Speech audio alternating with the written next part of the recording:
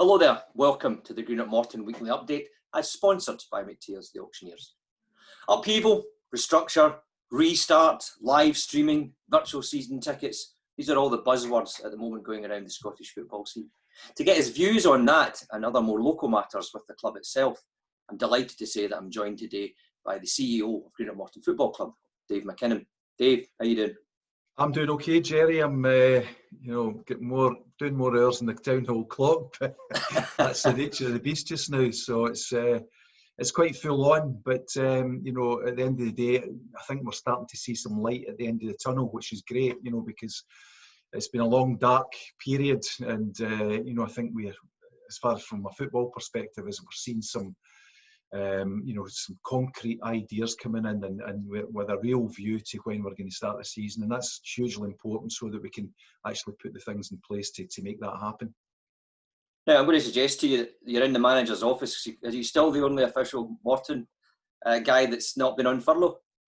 Yeah, I am. And the reason I'm here for 3 days this week, because, like everything else, it goes on that we have to actually have a safety certificate in place, and this is the time to do it. So, we've got various workmen in, social distancing, of course, to get compliance with the safety certificate. So I have to be in and oversee that. So it's an early start and a late finish. But at the end of the day, if we get this in place, then there's one less box to tick to get the stadium back open again at some stage. Well, let's get into that then, Dave. Season start, everybody keeps talking about this, when the season will actually start for, obviously, the championship sides. What's your take on that? Yeah, well, there's been considerable meetings on this and just looking at the whole logistics. And, really the most important thing is to ensure the safety of the staff, the safety of the players, the safety of the public. So that has been, the key driver to it. But, there's the SPFL Premiership look to be starting in August, and we're looking at the Championship to catch on to that, to probably start in October.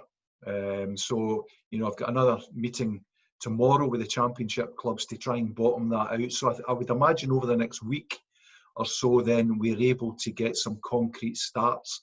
We're also looking at the Betfred Cup, how we incorporate that, and indeed the Scottish Cup. So, we're looking to get a full programme in, which is going to mean some midweek games. But what we're trying to do is back end it so that when fans eventually are coming into stadia, that we've got a lot of games at the back end so that fans can actually come in and see it. But it's a huge amount of work going on behind the scenes, and I think that as I say, we seem to be having some light at the end of the tunnel.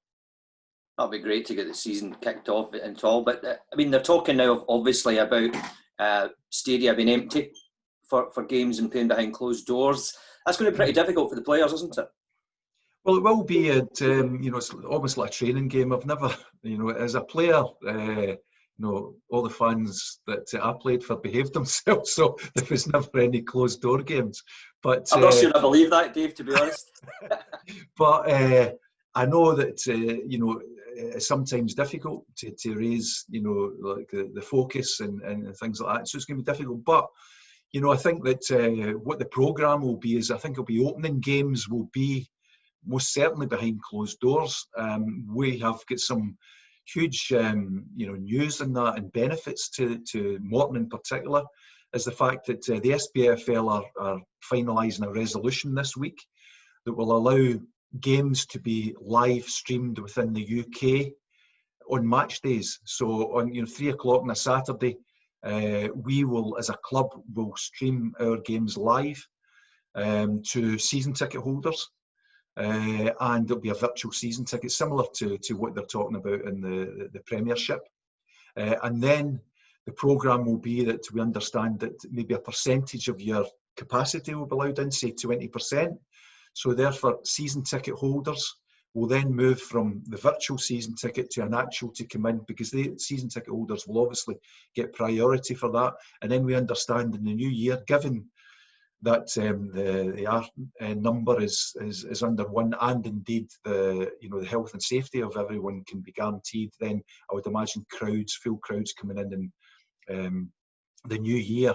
So lots to begin on with, and I think that we as a club, we've worked behind the scenes to have a new website, which you know about, Jerry, and you've been part of and helped with us. And also the fact is we've got a now fit for purpose website that can accommodate streaming. So we will be able to stream games out live to season ticket holders and potentially to people that want to have a subscription for one day to view it. And as I say, we've done a lot of work in that, and we're now fit for purpose on that. We will also have commentary, which I believe that your dulcet tones will maybe be involved with. Well, I'm always open to offers on stuff like that.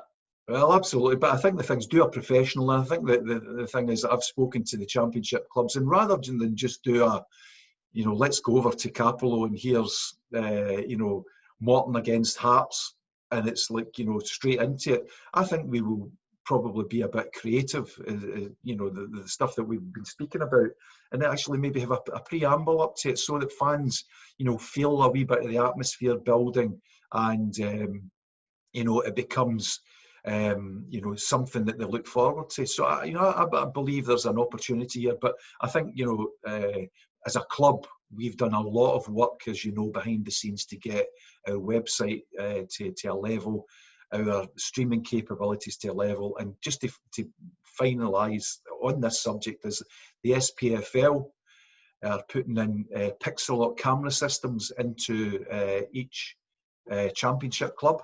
That will be done over the next few weeks, and that will allow quality streaming of the content. Not quite Sky, but almost as good of that. And the pixel lock system will be in the camera system. So we've got a real professional setup that we're really looking forward to launching.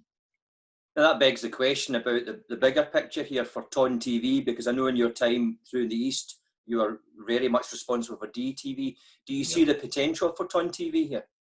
Yeah, I think it's a great potential. I think having these facilities, and also, really stepping back and looking what we have to do. As you know, Jerry, these kind of interviews, we only really started these in the new year. Once we get feedback from fans that they wanted more information. So it's an opportunity for us to give the fans content that they can actually go in and view. And as part of the season ticket deal, we're going to incorporate this Ton TV into it. So there'll be exclusive content. There'll be up-to-date content. There'll be content that fans want. They want to hear from the players. They want to hear from the manager on a daily basis. They want to know what the club's doing, a wee bit behind the scenes. So you've worked in club TVs before, Jerry. What kind of content fans want. So we're geared up for that, and that's something that we're going to introduce. And above all, as well for the club has to look at, through these dark times when we've not got supporters coming through the gates, we have to look at extra revenue streams. So I'm sure that Ton TV will replicate what happened at DTV when we started it. When I was the chief executive at Dundee, there was a significant amount of people from overseas that were Dundee supporters that wanted to have an affiliation with the club. They wanted to know what was going on. They wanted to be able to watch live games, which we were able to do. And I think there's a similar market for Morton fans that are living abroad now, that they want to maybe tune into this. So I think that we'll have a relatively good uptake in this. And again, it'll be a much needed revenue stream for the club, because we can incorporate advertising, sponsors, so on and so forth. So it's another medium that we can actually work on to get the club to a better place. Absolutely, Dave, because as you know, the Green at Morton Weekly Update, sponsored by McTears, the auctioneers. Just thought I'd throw that in for our friends at McTears. I mentioned in my introduction, Reconstruction. This seems to be a word that's not going away at the moment.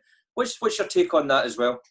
Well, I was on the Reconstruction Committee as such, and I think that, there's obviously there's wide debate about it because you know, Anne Budge currently wants to have Reconstruction for 2 years. Now that's never going to happen, to be honest, because as a consequence of that, and I pointed out to her that you know, if it was reverted back from 314s back to 12 and, you know, 310s, then it would simply mean that 6 clubs from the Championship would be relegated, and a 7th would go into a playoff. So that will never happen. It does nothing for budgetary forecasting. You know, we're trying to build a model here where we hang on to players and try and, you know, have a plan, as we've explained, over 3 years. Now that throws that plan completely out the window, because, you know, you're going to sign players with the notion of trying to get promoted either through the playoffs or through automatic promotion, and then suddenly someone says to you, well, if you have a bad start to the season and you're in the bottom 6 or the bottom 7 out of 14, you're going to get relegated. So what does that do? So I think the notion of having it short term is just a no-go area. If it was longer term, then the club might consider that, because the club would obviously look at, you know, how that would affect, you know, day to day to playing. Where would we aspire to be in the league? We would aspire to be in the playoffs first and foremost. And how would that affect us? And also, would it benefit our chances of Morton getting to the Premiership? Because ultimately, the club's not been in the Premiership for a significant amount of years, and that must be our objective here, to get the club to Premiership. So if 314s is an option that gets us there with a better chance, and it's got a longevity about it, then it's something I think the club would maybe look on favourably. But again, as you say, Jerry, it's all up in the air. It's minute to minute, day to day, and that's part of the thing, and that's why, you know, you have to be on the ball with these things, because a lot of the things we'd like to put the fans, a lot of, you know, up-to-date information, but because it's a moving feast, we can't do that. And maybe when we get Turn TV in, we'll be able to do that on a regular basis. It certainly seems to be a change in narrative. There's no two doubts about it. Listen, this week you launched the new kit, which is always an exciting moment for the club and indeed for the supporters. But I'd imagine it's quite difficult to maintain that when we're all dealing with the passing of John Wilson as well. Yeah, well, you know, it's obviously sad, first and foremost, losing the ex-chairman, John Wilson. You know, I'd met him a couple of times, really nice person, had Morton at heart. When his funeral cortege passed Caplow the other day, myself, Crawford Ray, Brian Clements, director, Davy Hopkin and Dave Timmins, plus, you know, a host of fans stood outside as it passed Caplow. And I think that was appropriate. And, you know, I think, you know, in these kind of times, you know, where the pandemic is still out there, I think it's inappropriate as a club to sing and dance about launching a new kit, because in the whole face of things, it's you know, it's well down the pecking order. So we deliberately did it low key. We announced it on our Twitter feed and on our website, and the link to, obviously, to Smiths, who are our suppliers. And maybe we should do it low key again, because we've had significant amount of interaction with it, over 30,000 you know, interactions on Twitter, for example, and I've spoken to Keith at Smiths, and pre-orders are well up in last season. So I think that's, you know, these are times for being humble, being respectful, and I think that you know, we launched the kit and that with that kind of thing and those thoughts in our minds. So so that's it. So the new kit's out. I'd like to thank Peter Fleming and Gavin McIntosh, devoted fans who designed this way back in September last year. Sat down with them and the designers, and they came up with various combinations of kit, and we, you know, came to the conclusion that we wanted to do something that was a bit retrospective and true Morton, if you like, for our home kit. And it certainly is caught a lot of attention, and I've had texts from people involved in other clubs to say, who's your supplier? Who designed the kit? Oh, Peter Fleming and Gavin McIntosh are maybe they maybe have a transfer fee in their head. Maybe we should get them signed up on contract. But certainly the guys did brilliantly, and it's a good kit. We'll also a wee bit of surprise, once we get this kit out. It's obviously open for pre-order at Smith's just now. It'll be launched on the 18th of July formally. But after that, we've got a wee surprise for the fans regarding a kit, which I think that I'm pretty excited about. So looking forward to that. Excellent. Make sure if the boys do get a transfer fee that you get a follow-on percentage, Dave. That's what all the clubs are doing now. It would be great to see the boys in the new kit for the new season, and people are asking me all the time about player contracts. We're into June, Dave. What is the situation there, as far as you can tell us?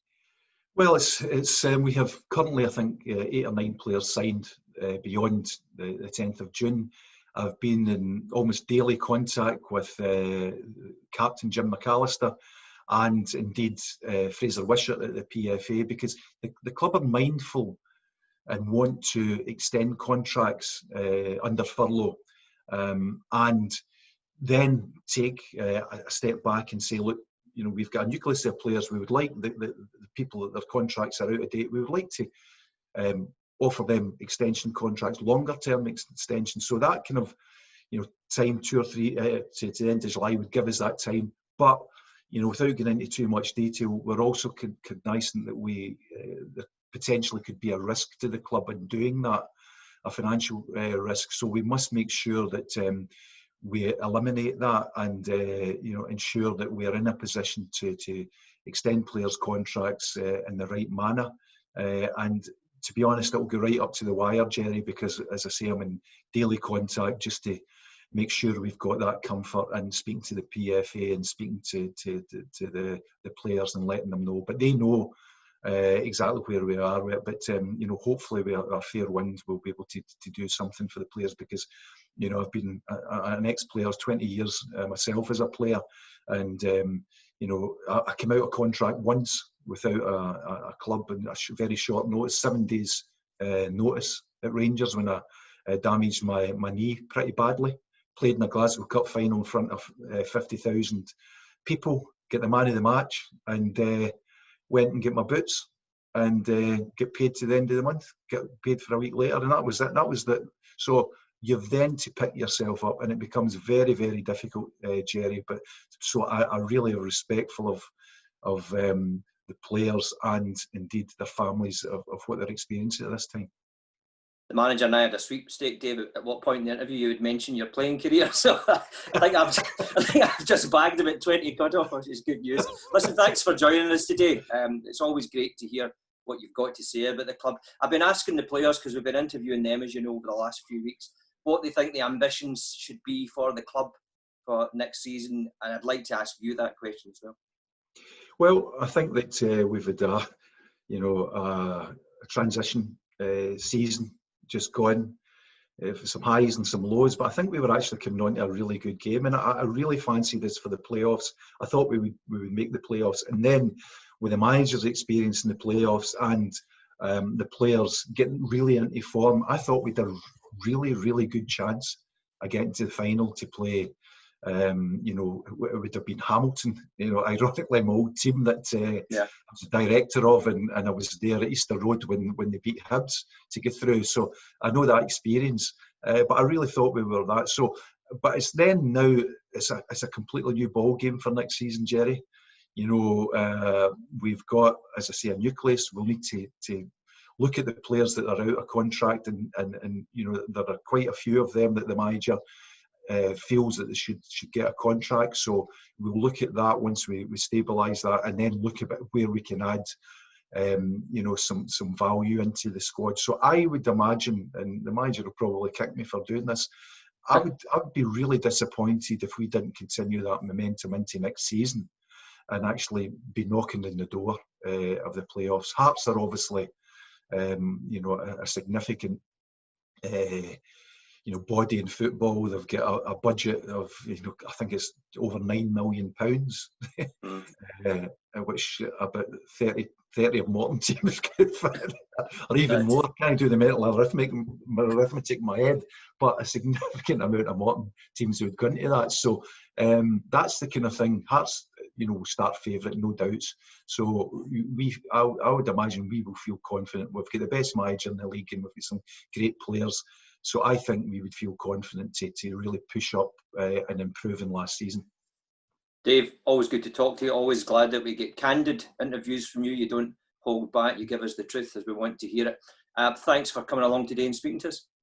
Thank you very much, and keep safe and well, Jerry. And message to our fans: keep safe and well, and keep making sure that we come out of this in the right manner. It's been difficult times for us all, and we've all suffered to various extents. But God bless you all, and hope that we see you back at Capello, either on virtual TV at the start or coming through those gates, because it will be the greatest day of my life when we're able to open these gates and allow these fans to come in, Jerry. Absolutely brilliant. And so say all of us. Thanks again, Dave, and thank you for joining us on the Greenock Morton Weekly Update, as sponsored by McTears, the auctioneers.